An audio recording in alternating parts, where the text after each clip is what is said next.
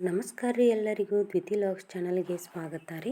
ನಾನು ಇವತ್ತು ಮಾಡಿ ತೋರಿಸಿರುವಂಥ ರೆಸಿಪಿ ಇದೆ. ರಾತ್ರಿ ಉಳಿದಿರುವ ಅನ್ನದಿಂದ ಜೀರಾ ರೈಸ್ ಹೆಂಗೆ ಮಾಡೋದು ಅಂತೇಳಿ ತೋರ್ಸತ್ತೀನಿ ರೀ. ಒಂದೇ ಥರ ಬ್ರೇಕ್ಫಾಸ್ಟ್ ಮಾಡಿ ಬೇಜಾರಾಗಿದ್ದರೆ ಈ ಥರ ಒಂದು ಸಾರಿ ಟ್ರೈ ಮಾಡಿರಿ. ಅದಕ್ಕೆ ಮೊದಲಿಗೆ ನಾನಿಲ್ಲಿ ಫ್ಯಾನ್ನ ಕಾಯಕ್ಕೆ ಇಟ್ಟೀನಿ ರೀ. ಅದು ಕಾದ್ಮೇಲೆ ಅದಕ್ಕೆ ಸ್ವಲ್ಪ ತುಪ್ಪನ ಹಾಕ್ಕೊಂಡೆ, ಹಾಗೆ 1 ಸ್ಪೂನಷ್ಟು ತುಪ್ಪ, ಸ್ವಲ್ಪ ಎಣ್ಣೆನ ಹಾಕ್ಕೊಂಡೆ. ನೀವು ತುಪ್ಪ ಅಷ್ಟೇನು ಹಾಕ್ಕೊಂಡ್ರು ನಡೆಯುತ್ತೆ, ಎಣ್ಣೆ ಹಾಕ್ಕೊಂಡ್ರು ನಡೆಯುತ್ತೀರಿ. ಇಲ್ಲಿ ನಾನು ಮಸಾಲೆ ಪದಾರ್ಥಗಳನ್ನ ಹಾಕ್ಕೊಳತ್ತೀನಿ ರೀ. ಮೊದಲಿಗೆ ಪಲಾವ್ ಎಲೆ, ಚಕ್ರಮಗ್ಗಿ, ಹಾಗೆ 5ರಿಂದ 6ರಷ್ಟು ಕರಿಮೆಣಸು, ಸ್ವಲ್ಪ ಒಂದು ಅರ್ಧ ಇಂಚಿನಷ್ಟು ಶೆಕ್ಕೆನ ಹಾಕ್ಕೋತಾ ಇದ್ದೀನಿ ರೀ. 5ರಿಂದ 6 ಲವಂಗನ ಹಾಕ್ಕೊಳತ್ತೀನಿ. 2 ಸ್ಪೂನ್ನಷ್ಟು ಜೀರಿಗೆನ ಹಾಕ್ಕೊಳತ್ತೀನಿ ರೀ. ಎಲ್ಲವೂ ಫುಲ್ ಫ್ರೈ ಆದಮೇಲೆ ರೀ ನಾನಿಲ್ಲಿ ಉದ್ದವಾಗಿ ಕಟ್ ಮಾಡಿಟ್ಕೊಂಡಿರುವಂತಹ ಹಸಿಮೆಣಸಿನ್ಕಾಯನ್ನು ಹಾಕ್ಕೊಳತ್ತೀನಿ ರೀ. ಖಾರನ ನೋಡಿಕೊಂಡು ಹಾಕ್ಕೊಳ್ರಿ.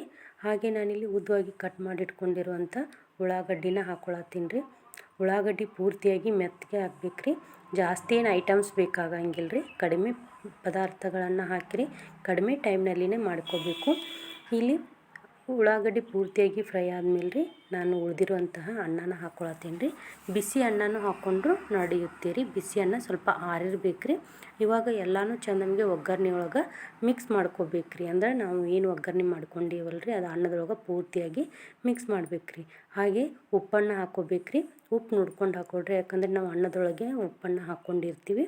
ಹಾಗೆ ಸ್ವಲ್ಪ ಸಕ್ಕರೆನ ಹಾಕ್ಕೊಂಡ್ರೆ, ಸಕ್ಕರೆ ಹಾಕ್ಕೊಳ್ಳೋದ್ರಿಂದ ಟೇಸ್ಟಿನೂ ಚೆನ್ನಾಗಿರುತ್ತೆ ಅಂಥೇಳಿ.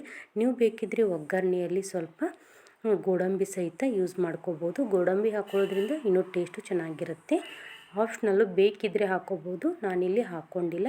ಇವಾಗ ನಾವೆಲ್ಲನೂ ಒಗ್ಗರಣೆ ಒಳಗೆ ಒಂದು ಸಾರಿ ಚೆನ್ನಾಗಿ ಮಿಕ್ಸ್ ಮಾಡ್ಕೋಬೇಕು ರೀ. ತುಂಬ ರುಚಿಯಾಗಿರ್ತೈತೆ ರೀ. ಮಕ್ಕಳಿಗಂತೂ ಈ ಥರ ಮಾಡಿಕೊಟ್ರೆ ಪೂರ್ತಿಯಾಗಿ ಖಾಲಿ ಮಾಡಿಬಿಡ್ತಾರೆ ರೀ. ನಾವು ಡೈಲಿ ಒಂದೇ ಥರ ತಿಂದು ಬೇಜಾರಾಗಿದ್ದರೆ ಈ ಥರ ಒಂದು ಸಾರಿ ಟ್ರೈ ಮಾಡಿ ನೋಡಿರಿ. ಅನ್ನನೂ ವೇಸ್ಟ್ ಆಗೋದಿಲ್ಲ, ಹಾಗೆ ರುಚಿಯಾದ ಅಡುಗೆನೂ ತಿಂದ ಹಾಗೆ ಆಗುತ್ತೆ ರೀ. ತುಂಬ ರುಚಿಯಾದಂತಹ ಜೀರಾ ರೈಸ್ ಇಲ್ಲಿ ರೆಡಿ ಆಯಿತು. ನಾನಿಲ್ಲಿ ಸರ್ವಿಂಗ್ ಬೌಲ್ಗೆ ಹಾಕಿ ತೋರಿಸ್ತಾ ಇದ್ದೀನಿ.